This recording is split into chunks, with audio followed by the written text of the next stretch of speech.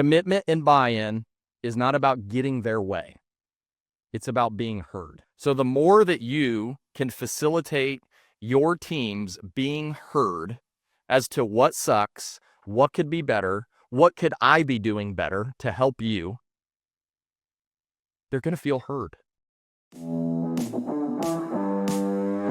Chad Peterman here, and you are listening to Can't Stop the Growth, a platform for leaders and teams to grow and thrive. We highlight the importance of personal development, pursuing greatness, and always chasing your potential. Let's get into it.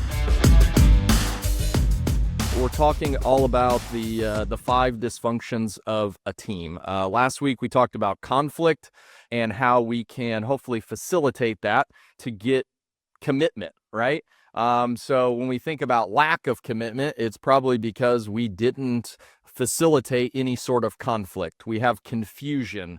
We have a lack of clarity. And so what a lack of clarity brings is a lack of buy-in. And I'm sure that we've all seen this at different points, whether it's, in our life or professional life, personal life, whatever it may be. And it leads to a lot of indecision, a lot of, what's the famous one in our industry is the meeting after the meeting, right? And we've all seen that. And today we're going to talk about how we can navigate through that, and hopefully end up in a place where not only a departmental meeting has a lot of clarity and decisiveness, but also the meetings that we have with our field professionals, right? Because when we think about clarity, sometimes their clarity is different than maybe, say, clarity in a team setting. At the end of the day, all of our field professionals, well, most of them, they go out into a truck by themselves. They're out there all day by themselves. And so gaining commitment from them is different than a team, is different than the company as a whole. And so I'm going to kind of get into some of those. But I first wanted to kind of start out with some examples of things that I run into. And it's so weird once you start diving into this stuff, and this is why I encourage all of you to, be consistent with your learning on this leadership stuff. You don't have to go read for 4 hours today. But can you do it for 20 minutes? Because what I will tell you, and this is so interesting, I'm going to hit on a lot of things that are like either happening this week, or as about 15 minutes ago, Christy came to me with a lack of clarity in the organization that we're going to work to fix. I go, well, that's perfect. I'm literally looking over my notes right now, so we'll address that in the meeting. And so when I think about lack of clarity in the organization, oftentimes that comes from probably me, because I am not great at it, right? I've got a lot of ideas bouncing around in my head. I've got this, vision of where we're going to be in 5 years and all of that, but yet probably none of you know what in the hell that is. That's a problem, right? And so it starts really at the top, but we've got to cascade that down. And we're going to talk about how to do that effectively. But I think about all the things Christy brought me today, like, hey, maybe our technicians should know that we have an inside sales department, how important it is for them to fill out and give estimates and know that this is all done. I said, that sounds like a great idea. I'm not sure why we didn't do that. There seems to be a lack of clarity there. I remember when this has been about a year ago or so, we went to the CSRs and we said, do you know how much like each lead costs? And they were like, what are you talking about? I thought the phone just rang. And it wasn't them being silly or something like that. They honestly didn't know. I'm here to answer the phone. Okay. That's what you told me to do. That's what I signed up for. But when we explained to them that, different types of leads, we pay for those before the phone rings. They put it on the bill, and regardless of if you book the call, get disconnected, don't talk to them, whatever it is, you pay for it. Sometimes hundreds of dollars. And when we showed them that, the look on their face was like, oh my God, if I would have known, I would have fought like hell to get that booked. Like, oh, perfect. Would have been a useful piece of information for them to have. And there's examples of this all over the place, right? We are in an industry that makes it even more difficult, so we have to work even harder to overcome that. Because we have a lot of decisions being made in this building or that one that are oftentimes made to make the lives of the people in these buildings easier. Well, this will be an easier process. Well, what do we forget to do? We forget to ask the field, does that make your job harder? Is that going to interrupt your process? And maybe sometimes it will have to. But it would probably be in our best interest to ask them, to show them the why behind. We have to make this change because, as it flows down the channel, it creates hours less work on this department. Okay, well, everybody can kind of get behind that. I can do my, it's going to take me 2 minutes longer, but if it, all the way through, that would be great. And you can probably think of a number of examples of when this has happened. I feel like we are doing a much better job of it. We're getting better. But again, we can always be reminded that, we're always going to constantly do this. And we will never, ever get to a point where everybody is just like, no confusion here, all good, everything's rolling. It's not going to happen. But we can always aim to get just a little bit better. That next process that we roll out, have we talked to everybody? Have we got everybody's input on what should happen? Maybe, maybe not. Is there another group that we should probably consult? And that's tough too because we want to move fast, right? We're in the emergency service business. So when a customer calls, we need to take care of them. And if we have to change a process midway through, sometimes that's what needs to be done. But we've got to remember to go back and explain that. We got to remember to go back and analyze, was that the right decision in the moment? Yes, we got the customer taken care of, all good. But let's review that because it could have gone better, right? And so when we think about a lack of commitment, why does it happen? Well, it happens because of what we talked about last week, a fear of creating conflict, right? It's like, maybe we'll just change this and maybe no one will notice. I'm guilty of that. Well, it's not that big of a deal. Well, we'll figure it out. Or better yet, has anyone ever been in a meeting, asked for feedback, no feedback comes, and then mass confusion ensues, right? And that's what we talked about last week is how do you create that environment where conflict is welcome, where someone can raise their hand, feel comfortable and say, hey, I don't understand what in the hell we're talking about here. And that's tough to do, right? That takes time. That takes building relationships. That takes maybe meeting with some of the influencers of your group prior to said meeting, explaining it to them, getting their feedback, and then maybe tweaking your approach or your plan or whatever that's going to look like. And the last piece is no clear accountability or deadlines. When I think about lack of commitment, I think our paths to progression was one of the largest steps that we've ever taken in gaining commitment.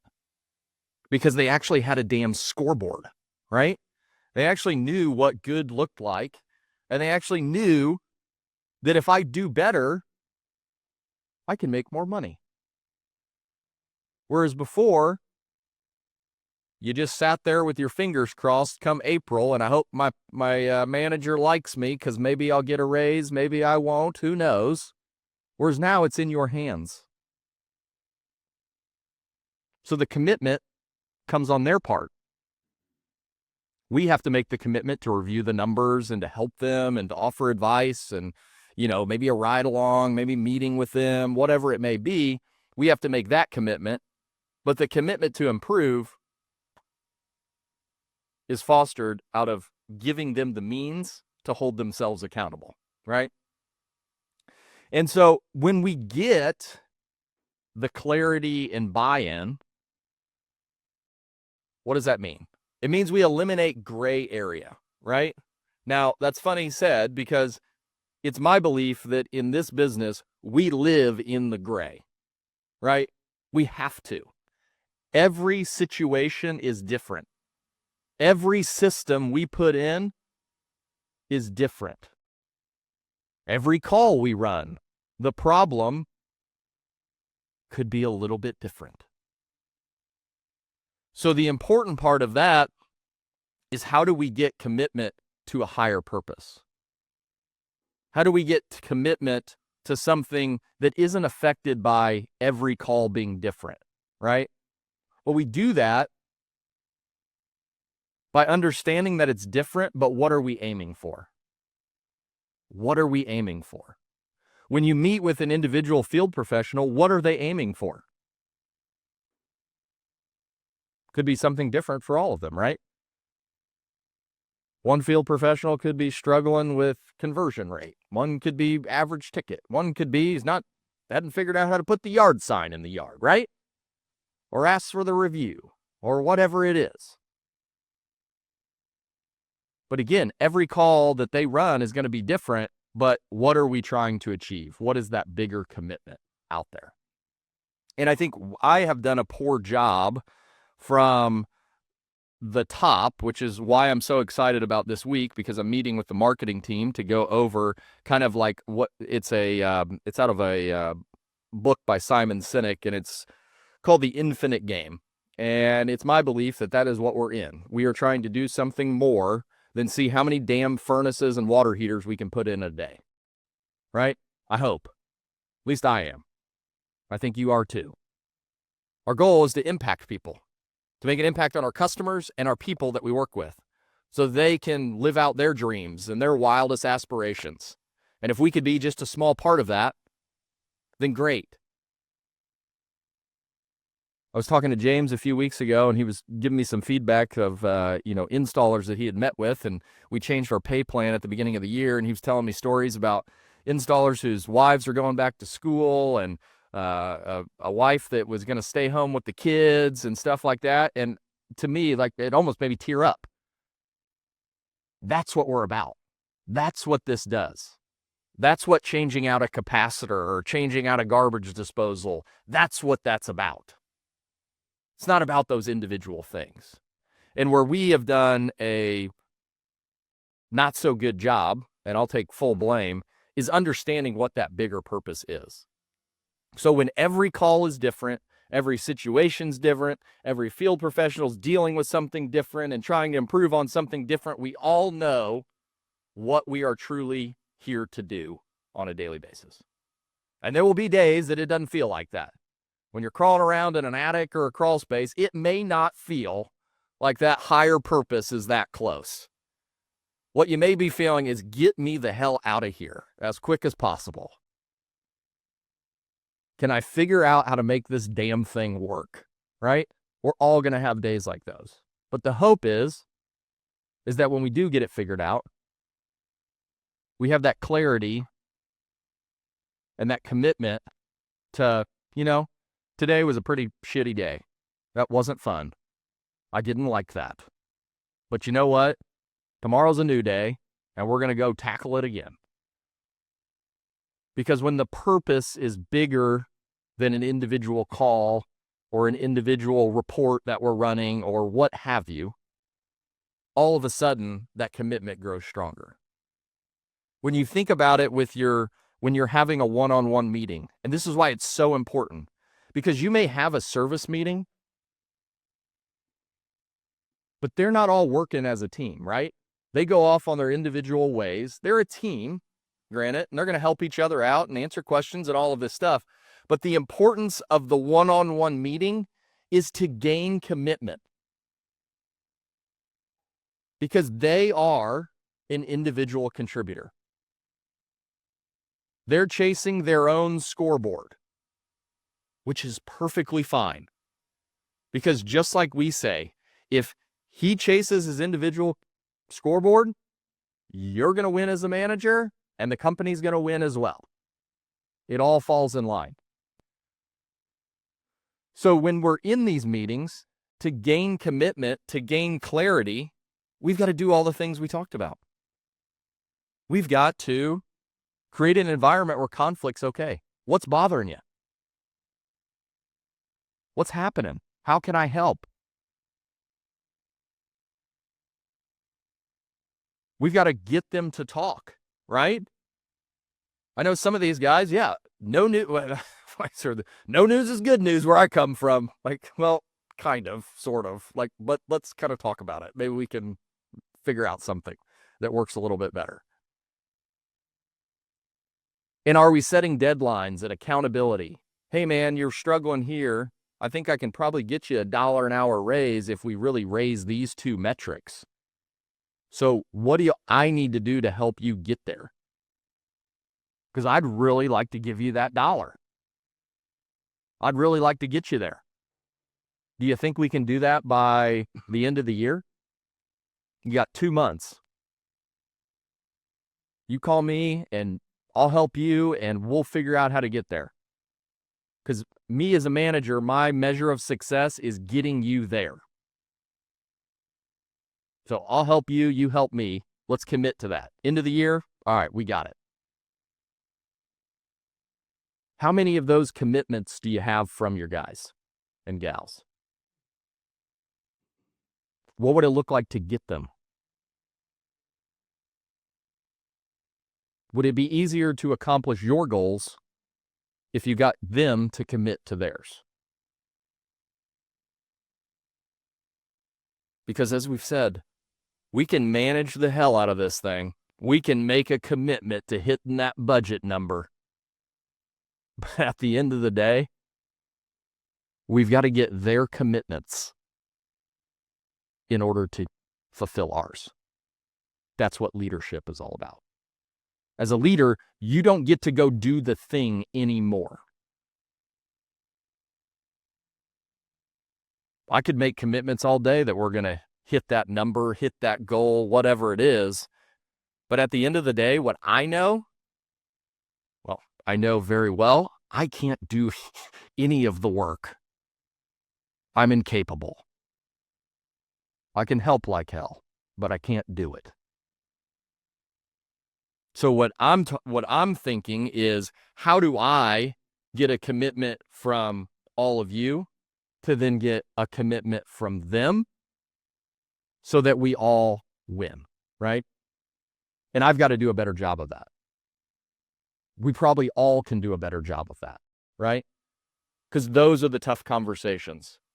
They're not tough because you're getting on somebody, but they're tough to facilitate. They're tough to follow up on with accountability. They're tough because you're pushing someone outside of their comfort zone. You're maybe pushing someone that's never pushed outside of their comfort zone. I've talked to a number of field professionals who are like, yeah, I'm pretty good doing what I'm doing. I'm like, well, you could do better. We all could do better. And so it's pushing and pushing and pushing to gain that commitment, creating that environment, setting deadlines, figuring out how I can make them better.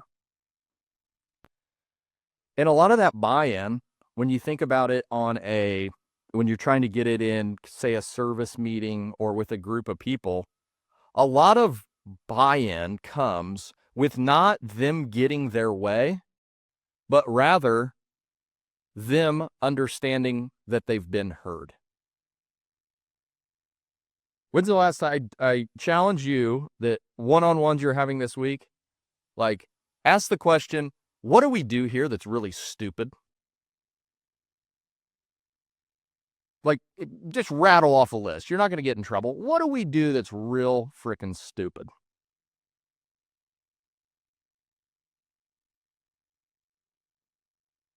Now, you're probably going to get a number of different answers. One answer is, oh, no, I think everything's great here. The other one is you'll probably get some decent feedback on things we can improve. And what can you do as the manager? Oh, that's really good feedback. Let me go see if I can find out an answer for you of why we do that so-called stupid thing. It'll be a year, I believe, next month that we started the Andrews Town Hall.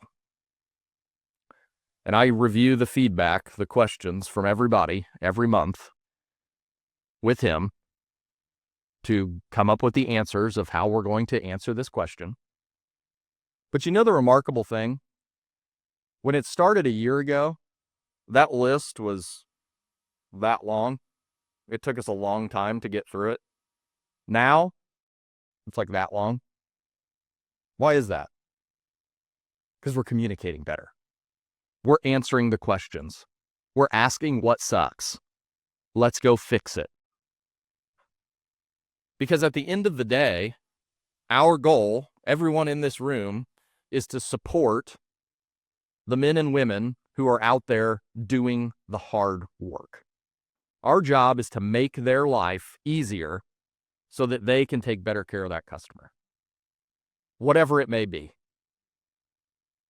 Running a part, holding the pipe, making a process easier, automating something, whatever it is, our goal should be to make their life as easy as humanly possible. Because the one thing that we can't make easier is the work that they do.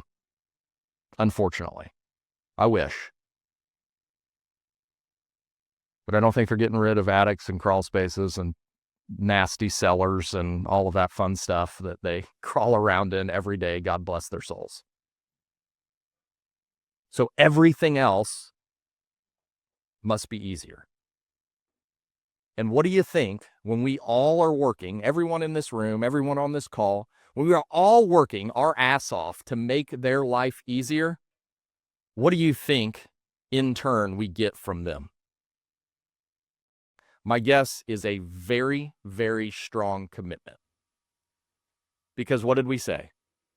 Commitment and buy-in is not about getting their way. It's about being heard. So the more that you can facilitate your teams being heard as to what sucks, what could be better, what could I be doing better to help you, they're going to feel heard. Because it's very hard to commit to something when you don't feel like it's reciprocated, right? No one likes that. So again, how do we create commitment? We create commitment by making sure everyone feels supported and everyone feels heard. That is our goal. It's a very simple business when you think about it like that, right? How do we look at our team and figure out how I can support you so much? Because there will come a point when they have to do the work. And you can't do it for them. You could, but that's probably not good for them. And it's probably not a good use of your time. So what can we do to help? The communication piece, the ability to cascade this communication down through your teams all the way to your individuals is extremely important. Guess what?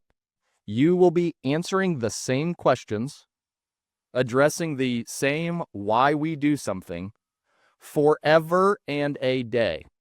Just get used to it. It can become frustrating, right? I've already told you this. Didn't you listen? If I had a nickel for every time my wife told me that, probably wouldn't be here at work, right? Oh, shit, I kind of forgot that one. Sorry, my bad. All good. Yep, mine's erasing.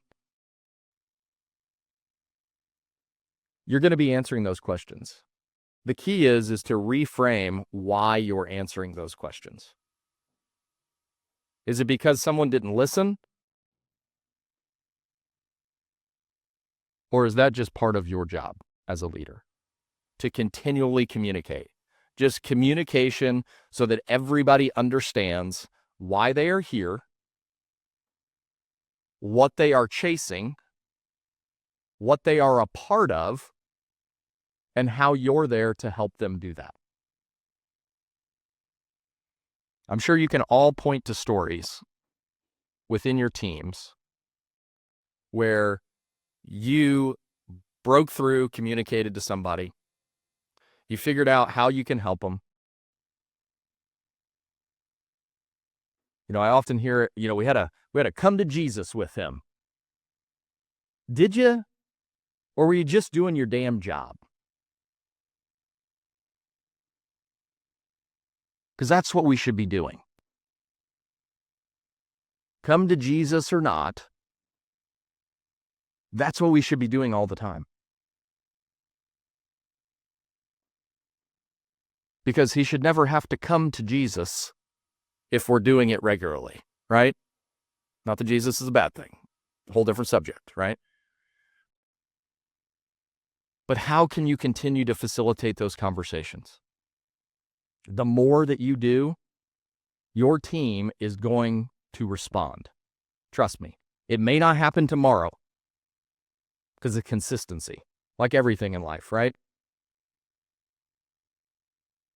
Like everything. It's not about how much you do in one setting. It's about how much you do consistently over time. Everything takes time. And building those bonds, creating that environment where conflict is welcome, ultimately, that commitment grows stronger. And you know as well as I do, if you had a team of 10 and you got 5 that are committed and 5 that are kind of waffling, who do you want to work with? Who are you going to put the trust in? The people that are committed. Well, why are they committed? That's another thing you can do. Find the people who you would say on your team, Jesus Christ, this guy is committed beyond belief. Ask him why. Why is he committed? And then find out if that resonates with anybody else. Or could he help you get someone who's maybe a little bit uncommitted, committed? What's the one piece of feedback that we always get? I don't know about this process thing that we run. All right? I've been running it my own way. Well, there are other people out there that are running it currently, and they seem to be having a lot of success.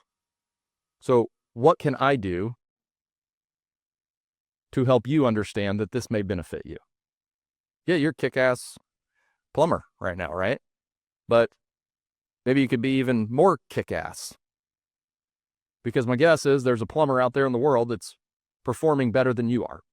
So how do we get you there? Do you want to go there? What does going there look like? What could you do with your family if you went there? All of these things are so critically important.